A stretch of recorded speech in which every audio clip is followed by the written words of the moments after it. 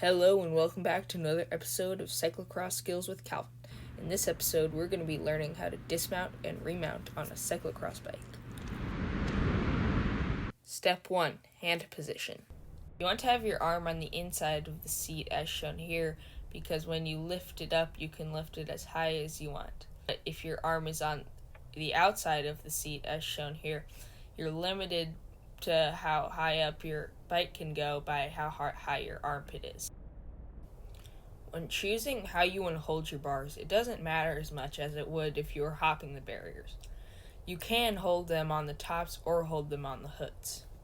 I prefer to run the barriers on the hoods because you can control the brakes and shifting, even though the brakes don't matter as much because you can just put your foot down.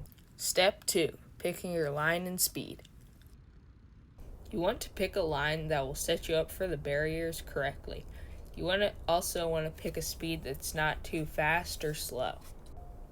If you go into the barriers really fast and you're sprinting over the barriers and you accidentally trip, the consequences can be much higher if you just took your time and went a tad bit slower.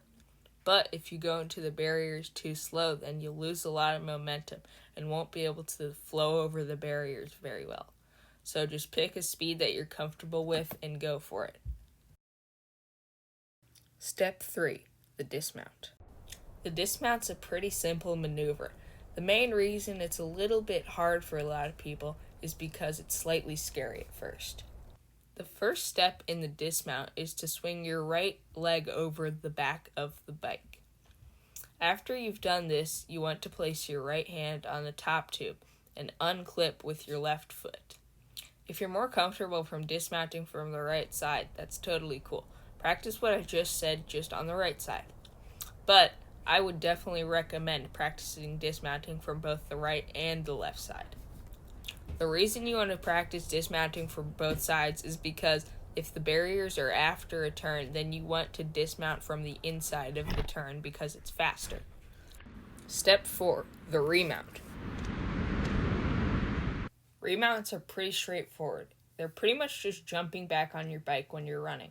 But there can be a few mistakes a lot of people make.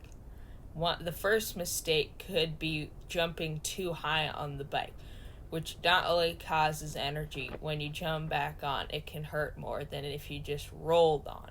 So try not to jump too high and just kind of slide onto the seat. Mistake number 2 some people make is accidentally jumping on without both hands on the bars.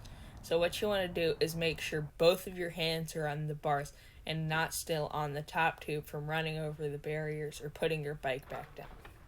One thing also you can practice is pushing your bike forward a little bit when you're jumping back on. This will help you keep momentum when you jump back on so you don't just sit there.